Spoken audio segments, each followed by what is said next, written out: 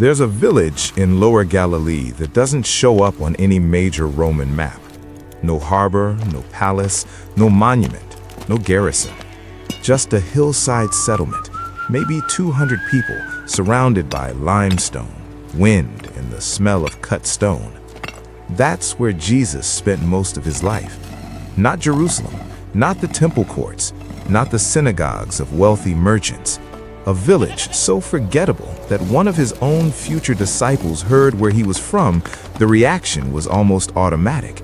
And Nathanael said unto him, Can there any good thing come out of Nazareth? Philip saith unto him, Come and see. John 1:46. That wasn't an insult exactly. That was just the honest reputation of a place most people had never thought about twice. But here's the thing. Every parable Jesus ever told, the farmer, the lost coin, the builder, the bread, the shepherd, the merchant, came out of this place. The language of the kingdom of God wasn't born in a palace or a temple academy. It was born inside a 200-person Galilean village that Rome didn't even bother to put on a map. When you understand what daily life actually looked like in Nazareth, the labor, the taxation, the architecture, the bread, the limestone dust, the Gospels stop sounding like ancient religious literature and start sounding like what they actually are. Eyewitness testimony from a world most of us have never been able to picture. Let's start with the village itself. Nazareth in the first century wasn't a city. It wasn't even a town by most definitions. Archaeologists put the population somewhere between 200 and 400 people, one extended community built into a limestone ridge in Lower Galilee. No grand public buildings, no Roman forum, no major trade road running through the center. What Nazareth had was stone, everywhere you looked. The houses weren't timber frame construction the way people tend to imagine. They were carved directly into the hillside, partly cut into the rock face, partly extended outward with rough stone walls, sealed with thick mud plaster. Some rooms were little more than natural caves with walls built across the entrance, which is exactly what makes the word carpenter so interesting. In Mark chapter 6, verse 3, the people of Nazareth ask a pointed question about Jesus. Is not this the carpenter, the son of Mary, the brother of James and Joseph, and of Judah and Simon? And are not his sisters here with us? And they were offended at him. Mark 6:3. That word, carpenter, comes from the Greek word tekton, and tekton didn't mean a furniture maker.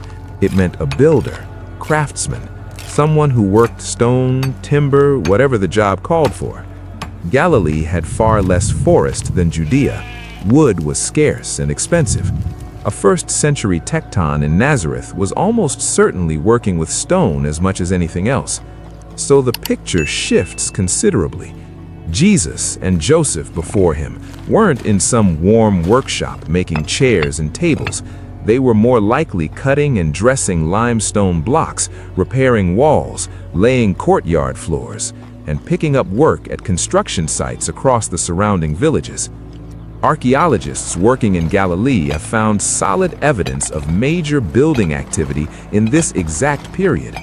The city of Sepphoris, just 4 miles from Nazareth, was under large-scale Roman-sponsored construction during Jesus' early lifetime.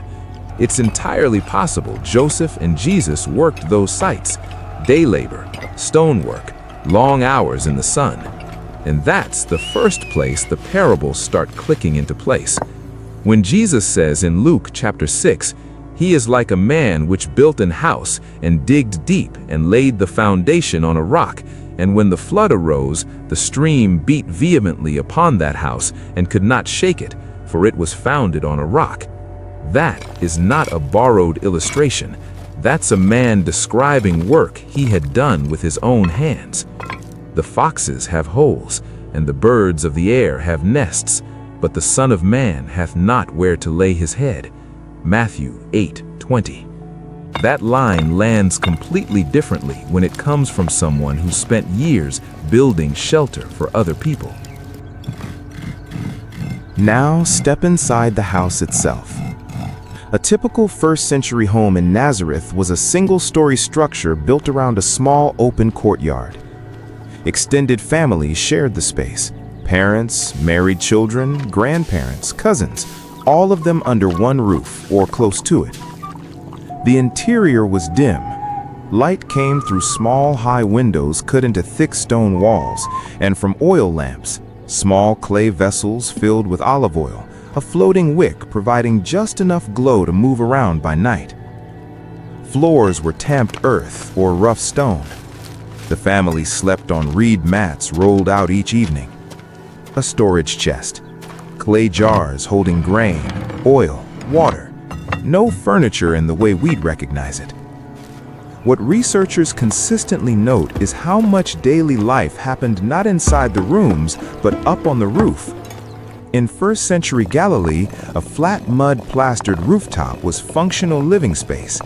Drying grain, weaving cloth, sleeping through hot summers, morning prayer, evening conversation. It wasn't unusual. It was just how life worked. When Luke chapter 5 describes 4 men tearing through a roof to lower their paralyzed friend down to Jesus, that scene makes perfect physical sense. Mud plaster over wooden beams and woven branches, walkable, but penetrable if you had enough desperation and a few hours.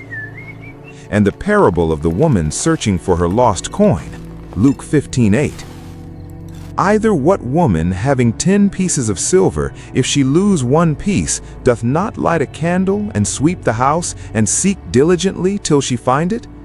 Luke 15:8. A coin dropped in a low-lit house with an earthen floor was genuinely hard to find, and it genuinely mattered. That wasn't a casual story about a small inconvenience. That was a story about a real economic loss in a household that counted every coin. Nazareth was the vocabulary school of the kingdom of God. Jesus wasn't reaching for metaphors. He was just describing what he'd grown up around.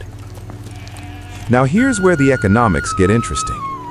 Nazareth sat in a region under heavy taxation. Roman provincial taxes layered on top of Herodian regional taxes, with temple obligations on top of that. Skilled building workers were in demand, especially with major construction projects nearby. Historical records and archaeology suggest something like a modest subsistence income for a craftsman family, enough to feed everyone, cover taxes, observe religious obligations, get through a slow season. Not enough to build real savings, certainly not enough to accumulate land.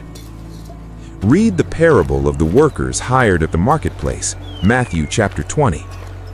Day laborers standing at dawn, hoping someone shows up with work, still waiting at 9 in the morning, at noon, some of them still there at 5 in the afternoon. And he went out about the 3rd and 6th and 9th hour and did likewise. Matthew chapter 20, verse 5. Jesus wasn't inventing that scene. He was reporting it. That was the labor economy of Galilee, unpredictable, dependent on daily demand, no guarantees. You went to the market, you waited, and you hoped. That's not an illustration about generosity dressed in ancient clothing. That's a man who understood exactly what it felt like to need the day's wage. The parables weren't theological concepts wrapped in local detail. They were memories given meaning. Bread was the center of everything. Barley bread mostly, barley being the cheaper grain, wheat being a step above what most Galilean families could afford regularly. 2 meals a day as a rule. The bread was flat and round, baked on a clay griddle or in a clay oven called a taboon, fired with dry grass and brush. Olive oil went on nearly everything. Dried fish from the Sea of Galilee, roughly 15 miles to the east, showed up at the table regularly. Fresh vegetables in season, legumes, the occasional egg. Meat was saved for feast days and hospitality. When Jesus feeds 5,000 people with 5 barley loaves and 2 fish in John chapter 6, that's not a random pairing. Those are the 2 most common food items in Lower Galilee. That miracle happened using the food of ordinary working people, the most available things anyone had. And when he teaches the disciples to pray, "Give us this day our daily bread." That phrase carried real weight in a household where bread meant daily grinding, daily fire, daily labor. It wasn't poetic. It was the most practical sentence a Galilean family could speak out. The food culture of Nazareth didn't just feed Jesus, it gave him a language that ordinary people immediately recognized as their own. One more thing worth understanding about Galilee. The region had a distinct reputation inside first-century Judaism. Border country, mixed cultural influences, viewed by Jerusalem's religious establishment as rougher, less refined, less serious. Galileans even spoke Aramaic with a regional accent thick enough to identify them across a room. In the courtyard of the high priest, with everything on the line, a servant girl spots Peter immediately.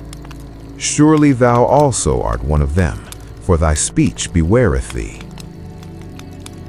Jesus carried that same accent into every religious debate in Jerusalem. He walked into the most sophisticated theological conversations in the ancient Jewish world, speaking like a man from a place people dismissed, and he didn't lose a single argument. That tension runs quietly underneath the entire gospel narrative, and it matters. Nothing captures it better than the scene in Luke chapter 4. Jesus returns to Nazareth, stands up in the synagogue, reads from Isaiah, then looks at the room and says, "This day is this scripture fulfilled in your ears." At first, wonder, then the mood shifted. And all bare him witness and wondered at the gracious words which proceeded from his mouth. And they said, "Is not this Joseph's son?" They knew the family, they knew the workshop. They'd watched him carry stone and come home covered in dust. The very familiarity that should have made the moment meaningful made it impossible for them to accept. Jesus didn't argue the point. He cited Elijah sent to a widow in Sidon, Elisha healing a Syrian general, reminding them that prophets have historically done their deepest work among strangers, not neighbors. The room turned violent. They drove him to the edge of the cliff. That's just how it worked in ancient village life. Your identity was assigned collectively. Stepping outside the role your community had given you wasn't ambition, it was a threat to the social fabric. A Tekton's son claiming prophetic authority didn't inspire the people who had watched him grow up, it unsettled them. What detail in all of this surprises you most? The economics, the architecture, the social tension? Because every layer leads to the same place. Nazareth was small by every measurement that mattered in the ancient world. A few hundred people, a craftsman's wages, a taxed and overlooked region, a stone house carved into a hillside. And yet, it turned out to be the origin point of the most widely spoken language in human history. The farmer sowing seed on different kinds of ground, he farmed these Galilean hillsides. The shepherd who left 99 sheep to find one lost animal, he knew these pastures. The builder who counted the cost before he broke ground, he'd learned that lesson on real job sites. The woman hiding leaven in 3 measures of flour, she was baking barley bread in a clay oven, just like every other morning. Consider the lilies of the field, how they grow. They toil not, neither do they spin. And yet I say unto you that even Solomon in all his glory was not arrayed like one of these. Now that didn't come from a man who read about poverty in a scroll. That came from a man who had watched Galilean families carry real anxiety about food and clothing, and who found in the wildflowers growing on their own hillsides a picture of something they hadn't been able to see yet. Nazareth shaped the vocabulary of the Gospels. The Gospels reshaped the world. That's the story of a village that wasn't supposed to matter. If something in this shifted the way you see the parables, drop it in the comments. I'd genuinely love to know which detail landed. And if you want to keep going, the next video goes deeper into the economic world of Roman-occupied Galilee, how the tax system actually worked, what it cost ordinary families to survive it, and how much of Jesus' public ministry was shaped directly by Rome's financial grip on the region. That story starts with a tax collector sitting at a booth on a trade road. And what happens next changes everything.